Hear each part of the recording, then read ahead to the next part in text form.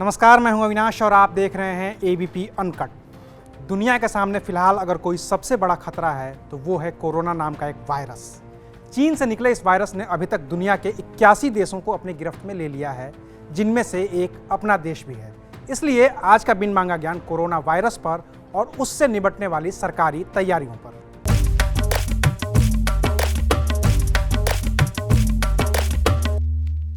अभी तक पूरी दुनिया में कोरोना के करीब 93,000 मामले सामने आए हैं।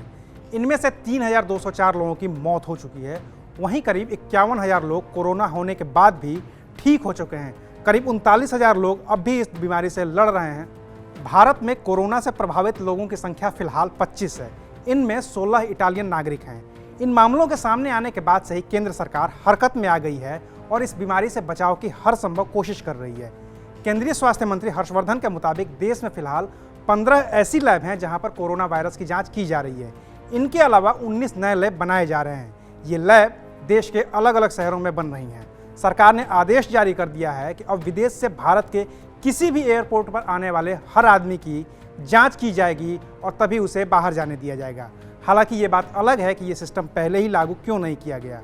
अगर ये पहले ही इम्प्लीमेंट किया गया होता तो कोरोना से पहले से ही प्रभावित इटली से आया आदमी कोरोना वायरस लेकर नोएडा में पार्टी नहीं करता। कुल मिलाकर लेट रिएक्शन की कीमत हम चुका रहे हैं। लेकिन हरकत में आने के बाद जो तैयारी की गई है उसके हिसाब से दिल्ली में 3 लाख से ज़्यादा N95 मास्क उपलब्ध करवाए गए हैं। 25 अस्पतालों में अलग से 230 बेड सिर्फ कोरोना से पीड़ित मरीजों के लिए बनाए गए हैं। इसके अलावा ज़रूरी दवाओं के निर्यात पर रोक लगा दी गई है।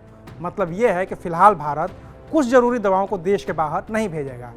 अभी तक ये बीमारी चीन में फैली थी तो चैनलों पर आम खबर की तरह चल रही थी, लेकिन अब भारत में हो रहे इसके असर को किसी भी सूरत में नज़रअंदाज नहीं किया जा सकता। और यही वजह है कि सरकार अब प्लानिंग कर रही है ताकि इसके असर को कम से कम किया जा सके। वैसे कोरोना के भारत में आने के बाद सबसे बड़ा असर पड़ा है होली पर। खुद प्रधानमंत्री नरेंद्र मोदी ने कहा है कि वो इस बार किसी भी तरह के होली मिलन समारोह में शामिल नहीं होंगे।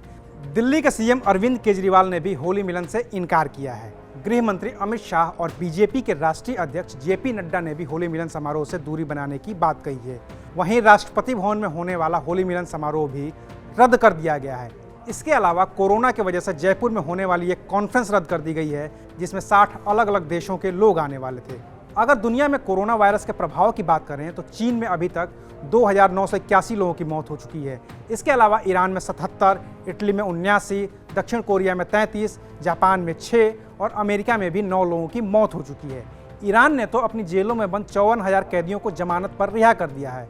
इन देशों के अलावा 10 और देशों में भी लोगों की मौत हुई है, जिनमें Hong Kong, France, Taiwan, Philippines, Australia, Thailand, Spain और इराक जैसे देश शामिल हैं। इसके अलावा स्पेन के बार्सिलोना में दुनिया भर की मोबाइल कंपनियों के होने वाली बैठक को भी कोरोना की वजह से रद्द कर दिया गया है।